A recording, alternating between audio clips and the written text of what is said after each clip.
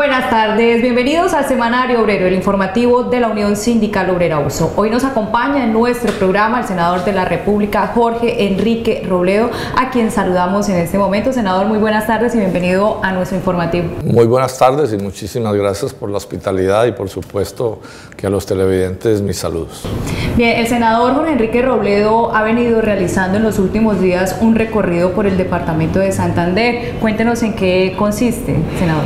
Estuve en Bucaramanga y hice un par de conferencias en la UISI, en la Universidad de Santo Tomás.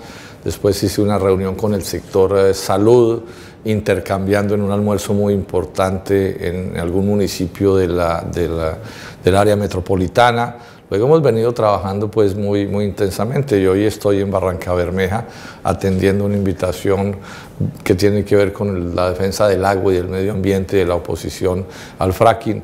Voy a conversar con un sector del empresariado de la ciudad que está muy preocupado por el hecho de que no arranca, y el gobierno dice que no lo va a hacer la modernización de la refinería de Barrancabermeja, que es una obra bien importante. Entonces, bueno, digamos que cumpliendo son las labores que son propias de un senador. Y en el caso de las conferencias en las universidades estoy hablando mucho del tema del proceso de paz, de por qué sí hay que respaldar ese proceso, pero al mismo tiempo por qué hay que decirle que no al gobierno del presidente Juan Manuel Santos en todos los demás asuntos de la vida del país. Precisamente, senador, hablemos de este tema tan coyuntural en el país. ¿Por qué hay que decirle sí a la paz? Yo creo que es evidente que si ese proceso termina positivamente, y todo indica que así va a ser, pues va a desaparecer un factor grande de violencia. Un número importante de armas de la ilegalidad van a desaparecer y quienes hoy empuñan esas armas van a reintegrarse a la vida civil. O sea, la decisión de las FARC de pasar de una decisión de lucha armada de hace medio siglo a una decisión de vida civil, o sea, de abandono de la lucha armada, es una decisión de una inmensa importancia. No se van a arreglar los demás problemas del país, esos son cuentos de santos. Aquí seguirá habiendo, después del proceso, problemas gravísimos de desempleo, de pobreza, de problemas agrarios, de problemas industriales, de medio ambiente, de corrupción, de maltrato laboral, de muchas cosas. Pero ese desaparecimiento de esas armas y esa voluntad de no usarlas, o sea, de reintegrarse a la vida civil, de reconocer el monopolio del Estado sobre las armas, eso es importantísimo, importantísimo. Es menos sangre, menos viudas, menos huérfanos, menos destrucción de la propiedad pública y privada. Eso, repito, es muy importante, así otras cosas no se transformen.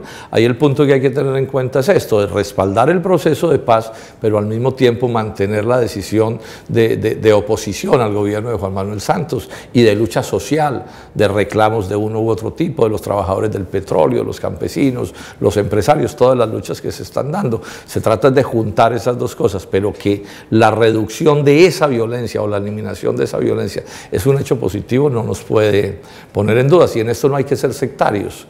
Yo soy de oposición al gobierno de Juan Manuel Santos, pero uno no puede tomar las decisiones por sectarismo. Si resulta que el presidente Santos acierta en este tema del proceso de paz al promoverlo, pues bueno, eso hay que reconocerlo, porque lo otro es caer en unas actitudes de sectarismo, de dogmatismo que no son positivas. Nosotros por eso en el Polo insistimos, sí al proceso de paz y no al gobierno de Juan Manuel Santos, que es un poco lo que las encuestas dicen están pensando los colombianos. Bien, para todo esto el gobierno nacional propone que se vote el plebiscito. Pues queríamos, como para todas las personas o para algunas que no conocen sobre este tema, ¿qué es el plebiscito, senador? A ver, esa va a ser una forma del gobierno de preguntarnos a los colombianos sí o no al proceso de paz. Ahora, quienes votemos sí, es el caso que nosotros estamos promoviendo. No quiere eso decir que uno esté de acuerdo con el gobierno de Juan Manuel Santos. Yo repito, nosotros somos oposición, pero en este tema específico coincidimos. Tampoco quiere decir que uno esté de acuerdo con cada palabra del proceso y con cada detalle del proceso, no. Lo que vamos a votar en últimas es si se desarman las FARC o no se desarman las FARC, si esa violencia desaparece o no desaparece esa violencia. Entonces uno aquí lo que tiene que hacer es poner en una balanza lo que pueda considerar que le molesta del proceso y le molesta del gobierno de Juan Manuel Santos. Y en la otra balanza poner que esa violencia va a desaparecer, que ese factor de destrucción de la propiedad pública y privada va a desaparecer, que una violencia estéril de medio siglo va a desaparecer. Yo creo que si uno es objetivo, sin sectarismos políticos, pone las cosas en una balanza, yo estoy seguro que va a pesar más van a pesar más los beneficios que se derivan para toda la sociedad de la eliminación de esa violencia que algunos aspectos con los que uno no puede estar de acuerdo. Yo, por ejemplo, he dicho, yo no me veo votándole facultades extraordinarias a Juan Manuel Santos en este proceso.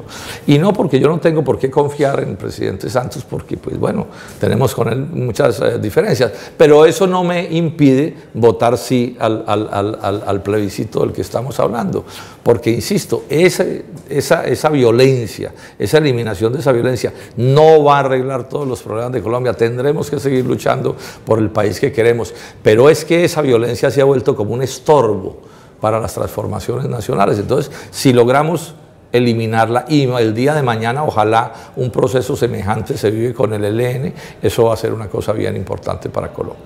¿Qué daño le hace al proceso la posición que ha asumido el Centro Democrático y el Procurador General de la Nación en contra del plebiscito? Pues digamos que es natural que en estos temas que son tan complejos haya distintas posiciones. A mí eso no me impresiona. Esto es un tema bien complejo, tiene muchas aristas, hay pasados, hay sufrimientos, hay dolores profundos. Yo en eso soy muy respetuoso. Yo he hecho esfuerzos por adelantar este debate, más que maltratando a las personas, discutiendo los hechos. Entonces a mí no me sorprende que haya puntos de vista de desacuerdo, pero aquí lo que se trata es de adelantar un debate civilizado, un debate que además le diga al país cómo queremos que sea el futuro de Colombia, y en ese sentido pues unos dirán una cosa y otros diremos la otra, pero yo estoy seguro, quiero insistir en eso, que si se pone en la balanza los aspectos positivos de este proceso y los negativos que se puedan considerar, y repito, en eso soy respetuoso, sin duda pesa muchísimo más lo positivo que lo negativo. ¿Está preparado el país, los colombianos para el posconflicto?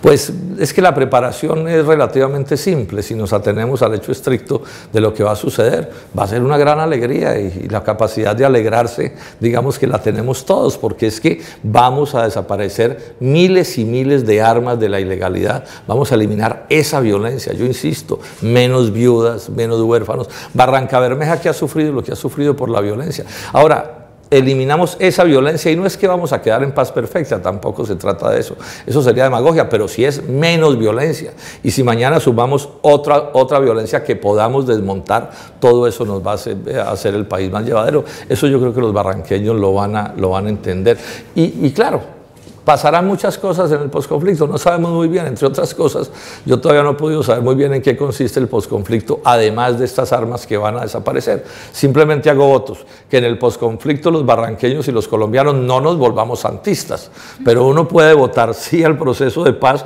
y seguir diciendo no al gobierno del presidente Juan Manuel Santos, y esas dos cosas sumadas son un elemento de progreso de Colombia. Bien, hablando con el senador Jorge Enrique Robledo sobre el proceso de paz que se adelanta en el país, vamos a la pausa y ya regresamos con más aquí al Semanario Obrero. Una convención colectiva establece y cuida las relaciones de trabajo en una empresa.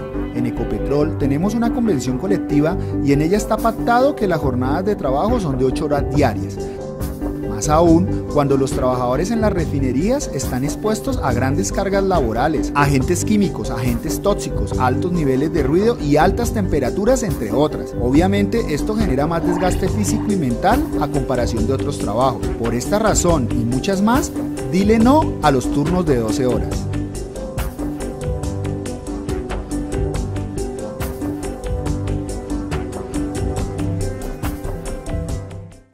Regresamos al Semanario Obrero hablando con el senador de la República, Jorge Enrique Robledo, de diferentes temas coyunturales en nuestro país, como es el de la paz. Senador, ¿cómo se logra una verdadera paz en el país? La paz se logra, pues la base de la paz, o sea, de esta que estamos hablando, de este conflicto armado con las FARC, se logra por una decisión política. Esto es una cosa que es interesante explicar. En la decisión de las FARC de irse a la lucha armada hace medio siglo, pues contaron muchos elementos, pues sí, ellos han dado argumentos y razones, pero al final la guerra, dice Clausewitz, que es el gran pensador de la guerra en el mundo, dice, la guerra es una decisión política.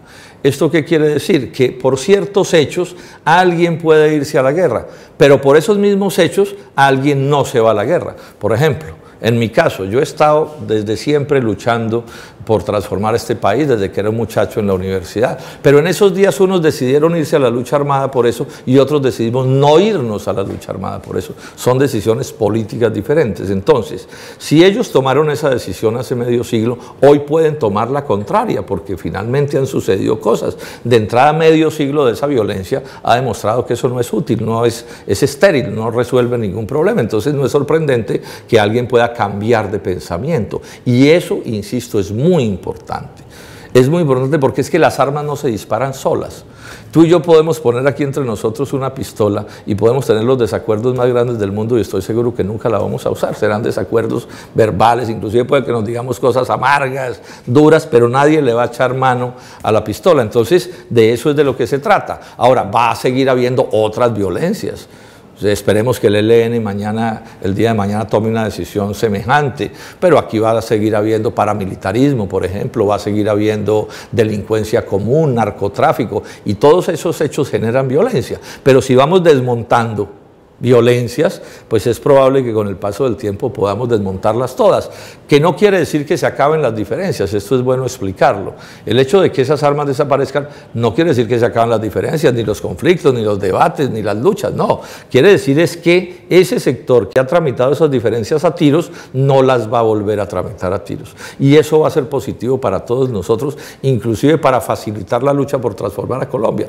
Yo que he estado toda la vida luchando por transformar a Colombia, esa violencia me ha estorbado, o nos estorba a todos, es un problema, genera maltratos, bueno, muertos, heridos, víctimas, gastos militares grandes pues del presupuesto nacional, pero se trata es de ir resolviendo eso, bueno, y se tiene que resolver por partes, no es posible, aquí no hay soluciones mágicas, no es posible que alguien saque una varita mágica y arregle de un tiro todos los problemas de Colombia, pero sí podemos ir avanzando en unos y en otros. Senador, la diferencia del proceso de paz o la negociación que se hizo entre el gobierno y el M-19 y la que está pues por... Es bien interesante cómo aquí ha habido otros procesos de paz anteriores. El primero, el de la violencia liberal conservadora, esa fue una violencia atroz. Hubo, no sé, 300, 400 mil muertos en las condiciones más espantosas del mundo. Y un día se reunieron los jefes del Partido Liberal y el Partido Conservador y sin necesidad de procesos de paz ni cambios en la Constitución en el sentido de la violencia, hicieron un acuerdo burocrático, pero lo cierto es que eliminaron esa violencia y esa violencia desapareció. La del M-19 fue relativamente fácil, un proceso de negociaciones, pero al final lo que hicieron fue un indulto y una amnistía y ¡pum!, salió adelante ese proceso de paz porque hubo la voluntad política para hacerlo. Este proceso ha sido más complejo, el mundo hoy es diferente, se necesita la justicia transicional, pero al final las cosas son iguales, consiste en que quienes tenían la voluntad de la lucha armada la abandonen, la sustituyan por la voluntad de la vida civil y el país se adecue y les permita reintegrarse, que es parte del proceso que viene, y es que se creen las condiciones legales y mentales para decir, bueno, sí, estuvieron en esa lucha armada por mucho tiempo, pero bueno, van a abandonar eso, que regresen a la vida civil y ya cada uno en política tomará las decisiones que considere pues que se acomodan o corresponden con su pensamiento. Senador, ya para cerrar este tema del proceso de paz, ¿cuál es el mensaje a todos los colombianos y pues también en el marco de la reconciliación? Sí, el mensaje es que cada quien tome la decisión que quiera, me parece que todas son respetables, yo no voy a herir ni a maltratar a alguien porque en este tema no esté de acuerdo conmigo, pienso que todas las posiciones sean respetables y eso tiene que ser parte del proceso. Yo he venido diciendo aquí, las armas tienen que desaparecer, pero hay que desarmar los espíritus, es una frase que he usado mucho. ¿Y qué es desarmar los espíritus? Primero, librar este debate en el tono más persuasivo y paciente y prudente del mundo, pero además he estado haciendo esta reflexión, bueno, mañana se toma una decisión, supongamos que la decisión es del sí al proceso de paz, se empiezan a aplicar los acuerdos y he venido haciendo una pregunta y se la hago sobre todo a los sectores que están más enfrentados en un tono más enconado. ¿Vamos a seguir, Colombia va a seguir en ese tono? Yo creo que necesitamos desarmar los espíritus. Los que tienen más años recordarán que en buena medida el éxito del fin de la violencia liberal conservadora es que además de los acuerdos, hubo una actitud de desarme de los espíritus. Los liberales y los conservadores, que no solo se mataban físicamente, cuando se hizo el proceso de paz, dejaron de agredirse verbalmente, dejaron de meterse zancadillas, asumir una actitud de reconciliación. Yo creo que esto en algún momento tiene que darse en Colombia, y es mi llamado, a que en algún momento todas las partes, inclusive los que se han enfrentado con mayor fiereza, sean capaces de decir, bueno, eso pasó, eso es historia, eso es lamentable. Todo el mundo tiene derecho a no olvidarlo porque los dolores son muchos, pero asumamos una actitud de civilización y de tranquilidad. Repito, no es que se acaben los debates, no es que se acaben las controversias, no es que se acaben las luchas, no, es que las tramitemos por fuera de las armas y de la violencia y desarmando los espíritus, que es de la única manera como esto al final sale adelante. Bien, senador, hablando sobre el tema de la fracturación hidráulica que pretende realizar Ecopetrol y las multinacionales en Barranca Bermeja y en el Magdalena Medio, hablemos pues del daño que esta técnica hace a la vida humana y al medio ambiente. Sí, ese es un asunto bien complicado. Los estudios dicen, fracking quiere decir fracturamiento de las rocas allá en la profundidad del subsuelo. Quiere decir que hacen un hueco parecido a los del petróleo, pero mucho más profundo, y allá fracturan las rocas mediante distintos mecanismos. Ahora, ¿cuál es el problema? Que esa es una operación, digamos, que exige muchos productos químicos, muchas fuerzas desatadas, y puede envenenar las aguas del subsuelo, que en buena medida son las mismas del suelo. Inclusive se sabe que produce terremotos, temblores importantes por fracturarse la roca allá en el fondo. Ante ese hecho, varios países del mundo han prohibido el fracking, o partes de países lo han prohibido, otros han establecido moratorias, que se llama, que es no poderse hacer por un determinado plazo. Desafortunadamente aquí el presidente Juan Manuel Santos ha impuesto como política, y es la misma del Ministerio de Minas y del Ministerio de Ambiente y de Ecopetrol y de las transnacionales, que en Colombia debe hacerse fracking. Entonces viene levantándose una oposición grandísima. Han dado ejemplo de estos la ciudadanía de San Martín, un municipio del departamento del Cesar, que han generado una inmensa movilización ciudadana, democrática y civil en contra de eso. En este momento en que estamos aquí hablando, se está realizando un evento muy importante sobre este tema en el que los especialistas están interviniendo. Entonces, al final aquí, ¿qué es lo que hay? Una lucha entre quienes pensamos que puede haber actividad petrolera, pero respetuosa del medio ambiente, y quienes no creen en nada y lo único que les importa son las ganancias. O sea, es como un debate entre lo sensato y lo democrático y la codicia de quienes están fuera de control, como se dice coloquialmente, y ellos teniendo a Juan Manuel Santos de su lado. O sea, son las transnacionales, pero ponen a Santos a encabezar este asunto. Entonces estamos en una lucha social que yo creo que vamos a terminar ganando. Antier una decisión de la Corte Constitucional muy importante diciendo que en minería, y eso se va a extender a hidrocarburos, no puede decidir el gobierno nacional lo que se le dé la gana sin considerar lo que digan los consejos municipales, las alcaldías y las gobernaciones. Entonces, una mala idea del gobierno nacional y de las transnacionales, y bueno, estamos en la controversia pública de ver qué va a terminar sucediendo. Ya usted lo mencionaba un poco, ¿cuál es el interés del gobierno nacional en pasar por encima de los recursos naturales prácticamente con esta técnica? Sí, es que ellos han levantado, el doctor Santos y particularmente Germán Vargas Lleras, que es en buena medida el que está impulsando toda esta desproporción de generación de obra pública, han levantado la teoría que es que la defensa del medio ambiente se opone al progreso. Y nosotros decimos, eso no es verdad, lo que se opone al progreso son los malos proyectos de obra pública o petroleros o lo que sea, porque a mí no me pueden decir que es progreso dejar a una región sin agua. Sí, yo no me opongo a que haya actividad petrolera y minera, pero el problema es que hay que hacerla bien. Sí, como me decía alguien estos días después del debate de Reficar, que le dije, pero es que se robaron la plata. Y me dijo, sí, senador, pero es que hay que ser eficientes. Y yo digo, ¿cuál eficiencia puede haber donde se roban la plata? Es que esto se ha ido volviendo, es como una especie de locura. Entonces aquí nos pasa lo mismo. Nadie se está oponiendo a que se hagan obras, ni que se hagan ciertas actividades económicas. Lo que estamos es exigiendo, háganlas bien hechas. Y bien hechas quiere decir que hay unas que no se pueden hacer. Voy a poner un ejemplo. Mañana descubren debajo de la Catedral de Bucaramanga un pozo petrolero. Yo pregunto, ¿permitimos que se monten los machines ahí y destruyan la catedral? Pues nos va a tocar decir que con mucha pena no pueden montar ese machín ahí debajo de la catedral o pues en la catedral a sacar ese petróleo, que es lo mismo que decimos con el agua de los páramos. O sea, si del agua de los colombianos depende de los páramos, no podemos destruir los páramos, porque es que las cosas tienen su prioridad y la primera prioridad es que una sociedad no puede vivir sin agua. Entonces este es el debate que tenemos. Entonces lo que necesitamos es que las cosas se hagan bien hechas, no que se hagan mal hechas, y sobre todo porque le conviene a un extranjero. Es que aquí hay una cosa que es muy grave.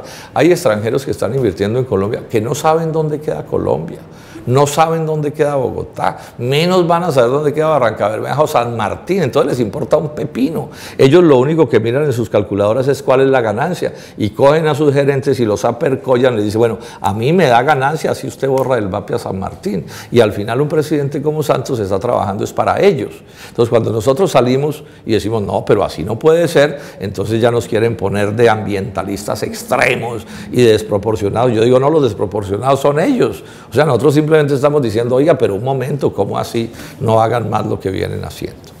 Son entonces las intenciones del gobierno nacional y también pues a través de la Agencia Nacional de Hidrocarburos que viene entregando licencias express.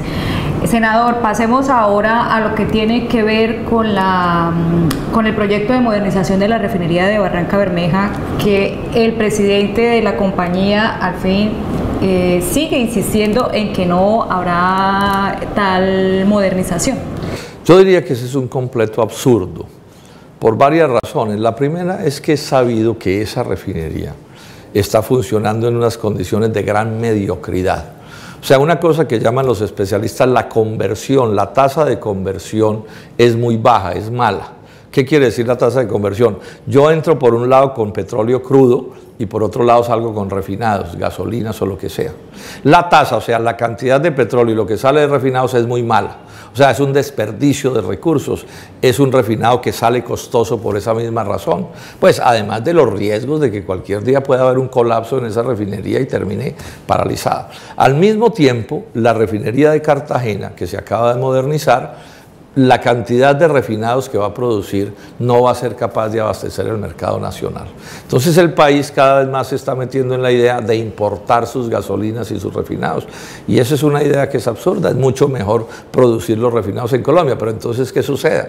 Aquí vienen las transnacionales que tienen capacidad de refinación en las Antillas, en excedente, que no saben qué hacer con ella. Pues claro, el juego de ellos es que Colombia no refine lo suficiente para obligarnos a importar gasolinas y refinados de ellos. Ese es el fondo del problema. Y desafortunadamente el presidente Santos y el presidente de Ecopetrol le juegan más a las transnacionales que otra cosa. Este es el fondo del asunto. Pero además aquí hay un agravante. Es que hace años le dijeron a Barrancabermeja que iban a modernizar la refinería. Entonces, ¿qué sucedió? Como es obvio, hubo una cierta migración de trabajadores que se vinieron a buscar empleos en las obras de modernización. Y hubo un sector importante de empresarios que invirtieron en Barrancabermeja para ayudar a preparar la ciudad para esa nueva realidad económica que se venía, porque era una inversión bien importante. Eso lo prometió, además, otra vez, hizo la promesa de mejorar la refinería Santos en la pasada campaña, y ahora le han puesto, como se dice, pistola, le han puesto conejo a los barranqueños, y eso está agravando la situación de la ciudad, porque es una irresponsabilidad que el gobierno empuje a la gente en un determinado sentido, la gente se mete en ese sentido y después, como se dice coloquialmente, los deja mamando y se lava las manos como Pilatos y que cada uno vea cómo se acomoda. Me parece absolutamente equivocado lo que está haciendo el gobierno nacional, y yo soy solidario con los barranqueños y creo que el gobierno debe tomar las decisiones que sean del caso para modernizar esa refinería, que no se puede por el caso de Reficar paja, porque lo cierto es que las obras las paralizaron desde antes de los escándalos de Reficar. Eso no se impide una cosa con la otra. 4 cositas puntuales para que me responda de manera concreta, senador. La crisis social que vive Barrancabermeja a raíz del atraso del plan de modernización de la refinería. No, claro, es gravísima y está ahí y va a seguir aumentando, además porque la situación de la economía del país está mal, la de Santander también, y eso golpea a Barranca. Entonces hay que tomar medidas serias en relación con Barrancabermeja para poder atender este caso. Navelena. Hay problemas muy graves allí, ¿no? Eso se está enredando ese proyecto. Yo desde siempre leí analistas de la Universidad Nacional que decían que el proyecto estaba mal planteado y no me sorprendería que eso terminara en otro fracaso rotundo y no me sorprendería que terminara también en un escándalo de corrupción. Definitivamente, para que a este gobierno del presidente Santos algo le salga bien, eso es como un milagro, ¿no? Ese día va a ser la noticia en primera página en la prensa, algo le salió bien al doctor Santos. Bueno, esperemos que el proceso de paz sí le salga bien, pero todo lo demás que desastre de gobierno. Clara López.